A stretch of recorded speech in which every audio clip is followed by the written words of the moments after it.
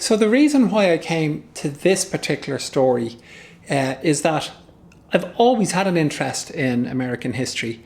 I was kind of messing around with Wikipedia and I came across a very unusual name, Roscoe Conkling. I was kind of thinking to myself, looking at this, who would be called Roscoe Conkling? And I knew it was somebody from a different time and place. But when I looked into it further, I found out that Conkling was the dominant Republican senator of what is called the Reconstruction period in American history. So that's the time between the Civil War and the end of the 19th century. And he was the dominant Republican senator at that time, and he was a political enemy of James Garfield, the assassinated president.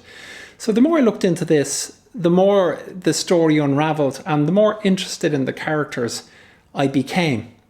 So I set out to try and write an historical novel, but then I just found myself drifting a little bit away from that, and I opened up the story to include a writer who was writing in the present day about that period.